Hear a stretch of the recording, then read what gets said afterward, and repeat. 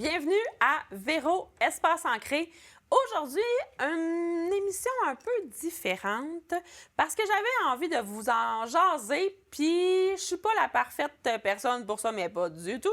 On va se le dire, les assurances, en général, l'assurance vie, c'est un peu complexe. On ne sait pas trop où on met notre argent. On en paye tout le temps. Ben, on a l'impression de tout le temps en payer, puis on ne sait pas trop pourquoi. Alors aujourd'hui, je reçois Marie-Josée, Allô, Véro? conseillère en sécurité financière. Et là, tu vas nous parler de ça. Tu vas me dire, là, tu vas m'expliquer qu'est-ce que ça mange en hiver. Oui, effectivement, Véro. Dans le fond, la première chose que je tiens à dire, c'est qu'encore aujourd'hui, il y a des gens qui vont mélanger l'assurance de dommages avec l'assurance personnelle individuelle. C'est deux choses complètement différentes. Donc, l'assurance de dommages, ça va être notre responsabilité civile, ça va être nos voitures, ça va être nos biens, c'est tout ce qui est matériel, dans le fond. Du côté assurance de personne, ben c'est nous, la machine.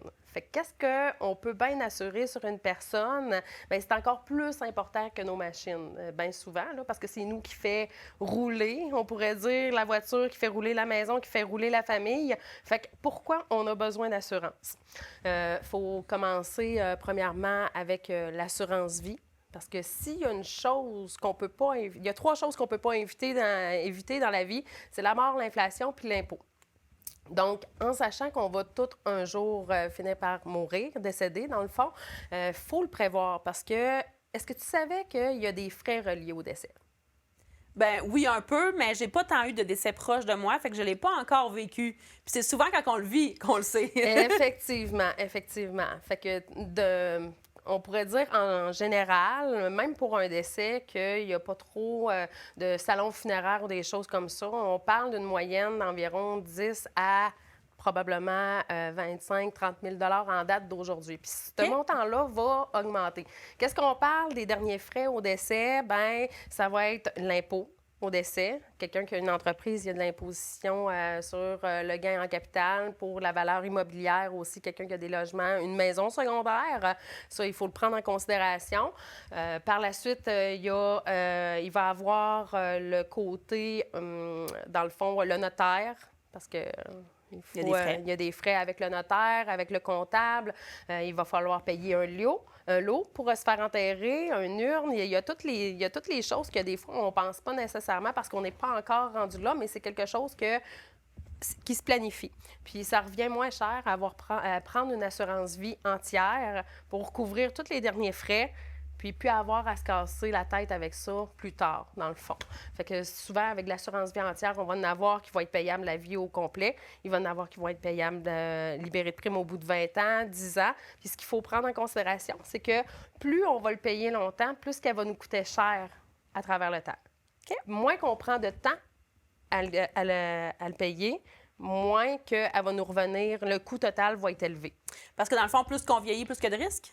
Ou c'est pas calculé nécessairement comme ça? C'est pas calculé comme nécessairement comme ça. Oui, effectivement, je comprends un peu ta réflexion dans le fond que si on attend pour prendre une assurance vie, plus qu'on est vieux, plus qu'il y a de risque d'un décès, donc elle coûte plus cher. Si on assure nos enfants, nos bébés, on leur laisse une assurance vie qui est finie de payer, ça revient beaucoup, ça va revenir beaucoup moins cher que nous s'en prendre une en date d'aujourd'hui, là, dans le fond. Oui. Ça, c'est une chose. Par la suite, qu'est-ce qu'il faut penser aussi avec l'assurance vie? Parce que ça, c'est de l'assurance vie entière. La temporaire vient gérer un risque qui est dit, dans le fond, c'est temporaire. Donc, pendant la vie active, on va avoir la famille, les enfants, le chien, on va avoir la business probablement aussi. Il va avoir les dettes. Tout ça, on est capable de le couvrir globalement. Donc, c'est qu'il y a des avantages à tout regrouper, dans le fond. Regrouper le besoin selon les dettes et le remplacement de revenus. Quand on parle de remplacement de revenus, c'est qu'on est tenu responsable de nos enfants jusqu'à l'âge de 18 ans, même après un décès. Donc, si on a un certain revenu, il faut penser, bien, mon apport dans la famille, il est-tu à 30, 50, 70 %? Puis pour combien d'années? Le plus jeune, il a quel âge? Tu sais, parce que le revenu, le besoin pour les enfants, pour les activités, s'il y en a un ou trois, deux, trois, là, que des garçons, on voit souvent ça, les 3 garçons vont jouer au hockey. Ça coûte cher, là, ces activités-là, en plus de tout le transport. Puis probablement que si on prend l'exemple que la maman n'est plus là, c'est triste, c'est vraiment triste. Mais on ne veut pas priver les petits gars de leur activité qui leur font changer les idées. Oui, puis s'il n'y a pas de sécurité, ça fait en sorte que c'est les gens qui vont avoir la garde. Bien, le papa, il va falloir qu'il aille chercher de l'argent ou parce que probablement que dans cette situation-là, le papa, c'est la personne qui a le plus gros revenu. Ouais. Mais là, probablement qu'il va falloir qu'il travaille moins aussi. Donc, c'est un autre remplacement de revenus qu'il faut prendre en considération, en plus de la maison qui est supposément finie de payer, si justement un des deux décède. Là. Dans le fond, c'est de venir combler tout ce besoin-là avec l'assurance vie temporaire. OK. Puis, dans le fond, fait que là, il y a l'assurance vie entière, assurance vie temporaire. Qu'est-ce que ça... Tu sais, qu'est-ce qu'on on fait, là, une fois qu'on a décidé c'était quoi, quelle assurance on prenait? C'est de voir au point de vue du budget aussi. Il faut respecter un certain budget. Puis, si, pour quelque raison que ce soit, une assurance vie entière ne cadre pas dans le budget, on est capable de au moins mettre en place quelque chose de temporaire, puisque souvent, les produits d'assurance vie temporaire vont être transformables, sans avoir à repasser aussi la tarification, dans le fond, le questionnaire santé. Fait qu'on vient au moins garantir l'assurabilité des clients dans ce cas-là. OK. Puis une assurance... Mettons qu'on démystifie un peu la différence, dans le fond, là. Une assurance vie entière, on la paye toute notre vie? Pas nécessairement. OK. Comme je disais tantôt, pour revenir un peu, une assurance vie entière, c'est qu'elle est permanente. Elle va toujours rester là, qu'on décède demain matin ou qu'on décède de nos vieux jours. À 90, 90 ans, 100 ans, l'espérance de vie aujourd'hui est de 85 ans. C'est que si on la paye toute la vie, on peut la payer toute la vie, ou on peut la payer 20 ans. OK, je comprends. Fait que ou 10 ans. Si on la met, mettons, sur 10 ou 20 ans, elle va être un petit peu moins... le coût total. Le coût total. Exactement. C'est ça. Il faut prendre en considération que moins on prend de temps à la payer, dans le fond, le coût mensuel va être plus élevé, mais le coût total va être moins élevé. Oui, je comprends. C'est un peu ça. Oui, c'est ça. Fait que dans le fond, si, mettons, je la paye toute ma vie jusqu'à 80 ans, mettons, là, jusqu'à ce que je meure, là, mettons. Elle sera vraiment pas chère. Mais tu vas l'avoir payée vraiment longtemps. Exactement. Tandis que si tu décides de la payer une petite affaire plus chère, mettons sur 10 ou 20 ans, bien, elle est un peu plus chère, sauf que dans 20 ans, tu vas arrêter de la payer, puis tu vas avoir payé moins. Exactement. OK. Le coût total va être moins. Fait que selon le budget, on va ajuster la prestation d'essai, le capital de décès, dans le fond. Oui, parce que c'est toujours selon le besoin financier qu'on a. La situation, la capacité aussi à payer. Donc, c'est tout ça qui est pris en considération. Dépendamment aussi sûrement, pas nécessairement du montant, mais sûrement de notre âge aussi, parce que veut pas, selon le montant qu'on paie, ça doit jouer aussi là, avec la valeur finale, mettons. Oui, effectivement. Puis aussi, si on est fumeur. Parce que vu qu'on est fumeur, on prend un risque de plus pour notre santé. Donc, le coût de la prime est beaucoup plus élevé. OK. Fait que c'est ça, il y a comme des tests prise de sang santé, non? Pas tout le temps. C'est juste question fumeur? Fumeur, non-fumeur, ça, c'est les deux statuts de base. Ouais. Par la suite, il va y avoir le questionnaire santé de base, que c'est le conseiller lui-même. Puis si on voit un certain montant de capital assuré, quand on monte soit en âge, parce que passer 60-65 ans, plus qu'on a de capital assuré, plus que ça va être resserré, on pourrait dire, la tarification. Donc là, oui, il peut y avoir une infirmière, il peut y avoir les signes vitaux, des choses comme ça. Mais sinon, en général, c'est plus un questionnaire santé. Il faut faire faut pas faire de fausses déclarations non plus. Oui, exact. Non, il faut dire les vraies choses. Exactement. Oui. Exactement. Puis, est-ce qu'il y a le même principe quand on prend une assurance temporaire? Oui, les deux sont régis par les mêmes types, on pourrait dire. Tandis que, il faut faire une parenthèse, excuse-moi, Véro, là, dans le fond, c'est que l'assurance vie va coûter plus cher parce qu'elle est bonne pour la vie durant. Tandis que l'assurance temporaire, elle, ça va être des très gros montants d'assurance, mais pour un risque qui est temporaire. Donc, elle va coûter beaucoup moins cher aussi. Puis, risque temporaire, est-ce que tu peux me dire à quoi ça peut ressembler? Est-ce que c'est les mêmes façons qu'une permanente ou, je sais pas si ma question est claire. Oui. Dans le sens que temporaire, est-ce qu'il y a des, mettons, j'allais dire sujets, là, mais c'est pas ça, là, mettons, conditions. Des conditions, Des merci, conditions. merci, des conditions différentes. Bien, dans le fond, la vie entière, ça le dit. C'est vraiment pour couvrir les derniers frais au décès qui vont toujours être là, comme on mentionnait tantôt. La mort, l'inflation, l'impôt. OK. Puis, par la suite, pour ce qui est temporaire, c'est la vie active. C'est tous des risques financiers qui vont être temporaires, advenant dans le cas d'un décès prématuré. Ça ne veut pas dire qu'on va décéder. Puis ça aussi, c'est une chose à prendre en considération. Le temporaire, il est moins coûteux pour des gros montants parce que c'est supposé d'être temporaire. Le nom le dit lui-même, dans le fond. Fait que, qu'est-ce qui est temporaire dans notre vie? Bien, les enfants vont finir par grandir, vont quitter le nid familial. Nos dettes, on n'en veut plus à la retraite. Normalement, on va gérer nos finances en fonction de tout ça. Par la suite, c'est le... Les animaux, je t'ai entendu tantôt. Est-ce qu'ils font partie de ça? Non. Ben, pas de mon côté. Je sais qu'ils commencent à avoir certaines assurances. Là, bien, il y en a de plus en plus, là, parce Oui. qu'il y a des races d'animaux qui coûtent tellement cher que les gens ils veulent assurer leur... Oui, par contre, ça, c'est pas mon domaine, OK. ce côté-là. Moi, j'aime mieux le côté humain. Non, mais tu sais, ça aurait pu faire partie de... Oui, effectivement. Mais je sais que ça existe. C'est moins mon domaine. C'est vraiment plus pour... si nous, en tant que personne, je vais donner un exemple concret. Moi, je suis une mère de famille. Bien, si demain matin, je suis plus là, bien, ma petite cocotte, elle, il faut qu'elle continue à vivre. Ça prend des sous, mais elle ne peut pas aller travailler à ma place, là, dans le fond. Fait que c'est de prévoir un certain montant pour la vie, pour ma vie à moi, pour qu'elle elle puisse continuer à bien vivre. OK, je comprends. Fait que c'est quand même plus clair. En Oui. tout cas, j'espère que pour vous, c'est plus clair. Mais si c'est pas plus clair, vous pouvez toujours rejoindre Marie-Josée là, sur ses réseaux sociaux. Elle va vous guider. On parle aussi, Marie, souvent de rire. Céliap. R-E-E. Bon, là, il va falloir que tu me démystifies tout ça, là, parce que c'est très... genre, est-ce que tu as un céliap? Moi, je suis comme, hein? Quoi? Je sais pas c'est quoi. Alors, démystifie-nous ça. Qu'est-ce que c'est, puis à quoi ça sert?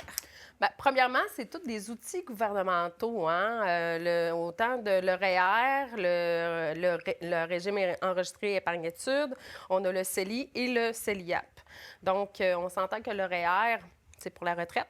Le régime enregistré d'épargne retraite. Le CELI, c'est pour avoir une épargne qui va être libre d'impôt. Souvent, puis il y a le CELIAP, que lui, c'est la nouvelle bibite là, qu'ils ont créée. Ben moi, je sais pas. Je l'ai entendu parler. Là, quand tu me l'as dit, j'avais déjà entendu parler, mais j'étais comme, je sais pas du tout à quoi ça sert. Oui, bien, le CELIAP, qu'est-ce qui est intéressant avec ça, c'est que c'est un peu un véhicule comme le REER pour rapper. Pour être capable de... C'est l'accès à la propriété, dans le fond. Puis, avec le coût de la vie qui augmente, le gouvernement a décidé de créer le CELIAP pour éviter de toucher aux droits de cotisation du REER. Pour que les gens puissent se permettre de faire plus d'épargne pour la retraite, que le REER serve seulement à ça, puis encourager les gens à avoir droit à l'accès à la propriété. La manière qui fonctionne, le CELIAP, c'est exactement comme le REER, on pourrait dire, c'est que quand on cotise au CELIAP, jusqu'à un maximum de 8 000 par année, pendant 15 ans maximum, on va avoir une déduction sur notre retour d'impôt. Ça fait baisser... Un peu comme les rires. Exactement, exactement. Puis il faut prendre en considération aussi que c'est très intéressant, ces types de programmes-là, parce que ça fait baisser notre revenu à la source. Donc, une personne, je donne un exemple, souvent, quand on est rendu avec un certain revenu, en date d'aujourd'hui, là, on pourrait dire dans les 60 000 approximatifs. On va penser, souvent, je vois des clients qui vont se mettre à vouloir mettre de l'argent de plus. Ils demandent au comptable de leur travail de prendre de l'argent de plus pour prévoir les impôts au printemps. Oui. Gardant de plus. C'est une erreur qu'il faut éviter à faire. On est mieux de soit le mettre dans un CELIAP si on n'a pas encore de maison ou dans un REER parce que ça va faire diminuer le revenu à la source. En diminuant, je donne un exemple d'une personne qui aurait mis un 5 000 dans un REER. Le 60 000, il va baisser à 55 000. Fait qu'on est moins imposé. Si on a des enfants, les allocations vont augmenter. On en garde de côté pour soit accès à la propriété ou le REER, la retraite, dans le Oui. fond, ça va fructifier.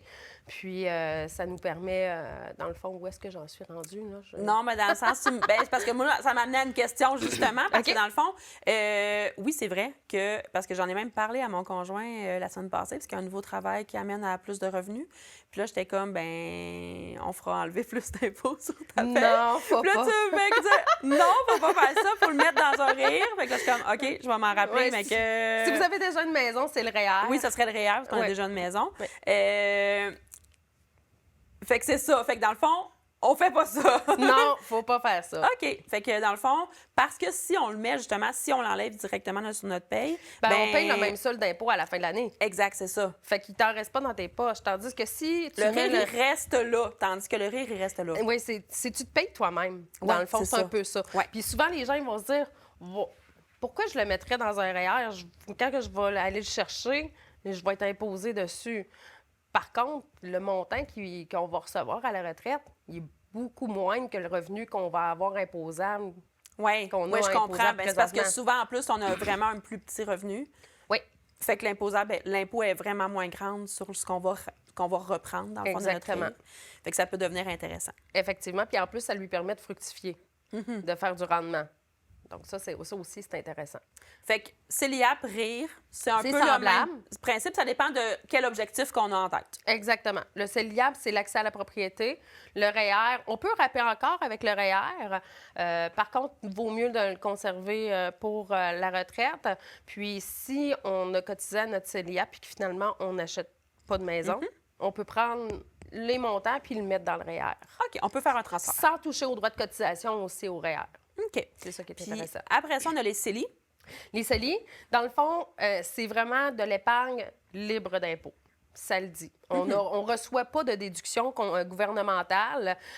Ils ont créé ça parce qu'avant, il y avait seulement des régimes non enregistrés qu'on appelle, mais dans ce temps-là, on avait de l'imposition un peu sur les gains de rendement qu'il y avait là-dedans. Fait qu'ils ont au moins créé un programme, on pourrait dire, qu'il aidait les gens à pouvoir avoir des sommes avec du rendement sans avoir de l'impôt à payer dessus. Puis dans le fond, le CELI, ben c'est vraiment, c'est vraiment de l'argent qu'on met de côté. Puis on peut, c'est un peu comme, comment je pourrais dire, sécurité financière, là, mais tu sais, c'est plus, voyons, je cherche mon mot. On peut choisir différents portefeuilles où qu'on le place, le CELI. Ça dépend toujours où est-ce ou avec qui qu'on fait OK. affaire. Pour ma part, j'aime mieux un seul CELI. OK. Parce que dans un seul CELI, on est capable de placer différentes choses, d'amener une certaine diversification, excusez, Oui. pour amener de la sécurité aussi à la personne. Parce qu'on s'entend que dans les marchés, il y a une certaine fluctuation. Oui. Fait que il faut que les gens se sentent à l'aise dans cette Oui, parce qu'il de y ce en a qui côté-là. ont plus de risques puis moins de risques, là, C'est dépendamment ça, de c'est qu'est-ce toujours qu'on... selon le profil de l'investisseur que c'est rempli. Puis il faut aller avec comment je pourrais dire? On met pas tous les œufs dans le même panier. Fait que dans le même contrat, on va le voir plus comme ça, là, pour le figurer, là, dans un même contrat, on est capable d'avoir un seul CELI. C'est un seul CELI, mais qui va avoir Plusieurs des portefeuilles, billes un mettons. petit peu partout. Oui, OK. exactement. Intéressant. Puis après ça, le régime d'épargne-études. Oui, ça, c'est le régime qui est le plus généreux du gouvernement pour les parents, puisque le minimum, dans le fond, c'est 30 qui est remis pour chaque pièce investie en subvention. Il y a différents régimes. Dans le fond, il y a Calidéo. De notre côté, il y a mes études de plus qu'on a chez Industrial Alliance. Puis le programme, il est très intéressant parce qu'on est capable d'avoir plus qu'un bénéficiaire. Donc, si un des enfants ne va pas à l'école, les sommes peuvent servir aux autres. Là, dans Oui, le c'est fond. ça, dans le fond.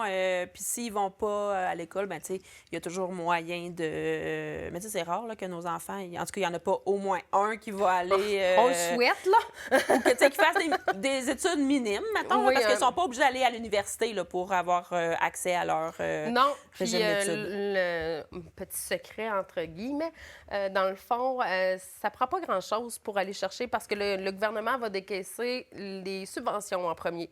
Donc, une simple inscription à un DEP, les parents sont capables d'aller chercher quand même une partie des sommes là, de subventions pour débuter. Oui, dans le fond, parce que Ouais. c'est vraiment c'est un investissement. Puis ça aide aux parents, aux enfants qui vont aller aux études. Dans le fond, on l'utilise vraiment pour de l'aide à l'étude. À ce que nos enfants partent aux études. C'est ça, des études pour payer supérieures.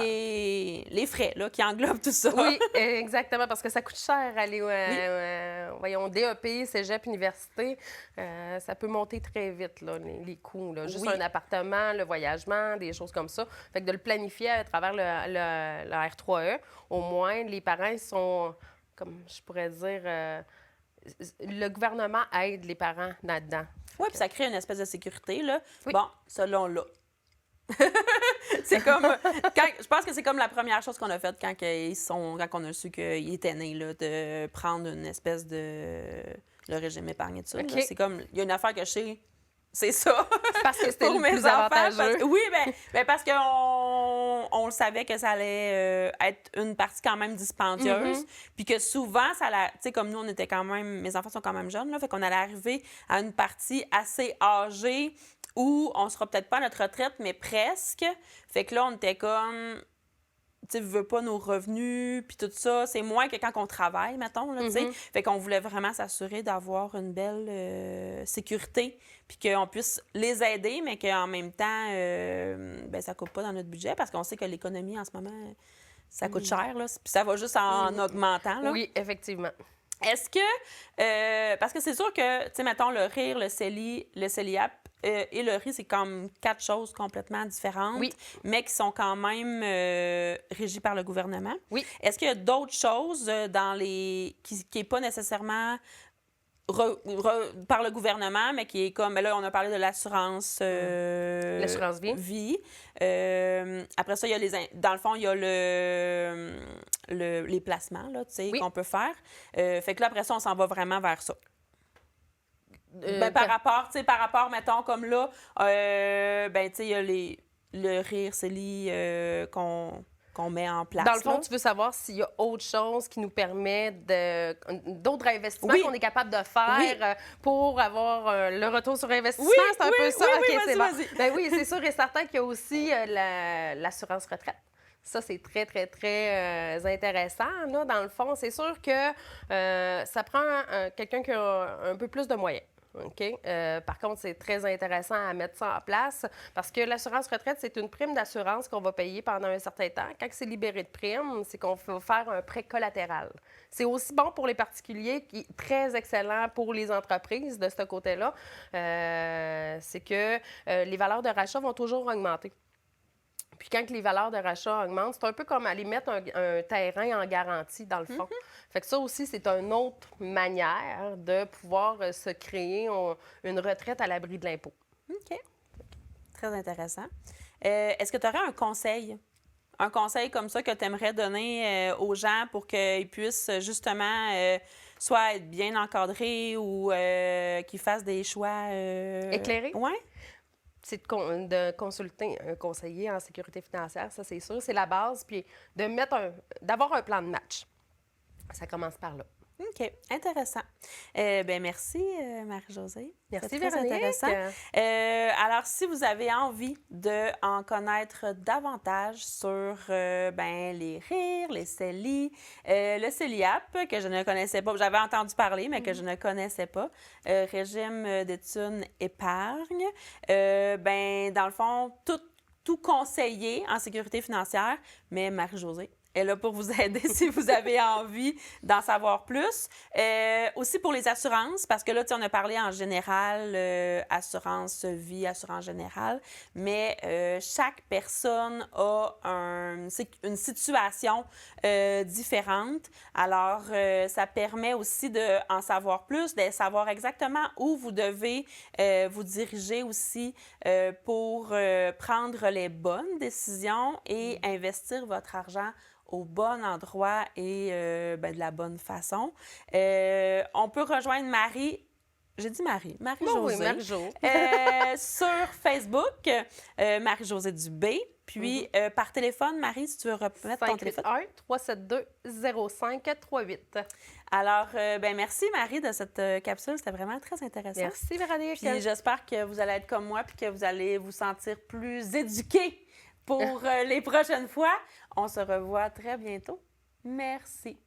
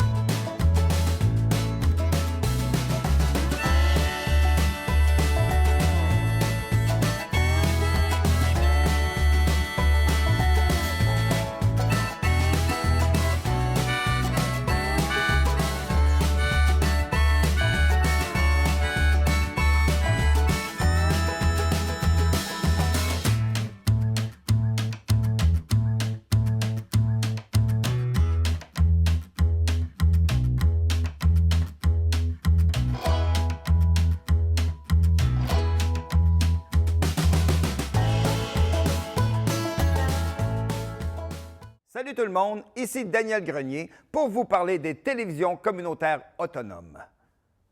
Pourquoi? Parce que c'est important et que, même sans l'aide d'un magicien, elles risquent de disparaître. Yeah! J'adore les jokes de magie. Je vais continuer. Yes! La première fois que j'ai fait une entrevue à la télévision, c'était à la télévision communautaire des Bois-Francs. Oui, moi et mon groupe d'humour, nous avions fait une entrevue et même 2 sketchs. Bon, là, j'entends des gens dire à la maison « Hey, montre-nous-en un bout, montre-nous-en un bout. » Ah, non. Bon, OK, un petit extrait. Wow. Là, ça va faire m'appeler la police, vous allez avoir une amende. Il y en a qui apportent des peanuts aussi! Avec des bonnes pistachios! Grâce à cette expérience, j'ai appris que faire de l'humour devant personne, ça rit moins. 42 télévisions, situées dans 15 régions administratives du Québec. Elles parlent des enjeux locaux et font rayonner les citoyens en leur donnant accès à un média accessible.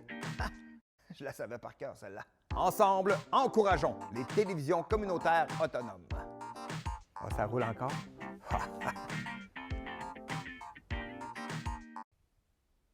J'ose ma télé communautaire.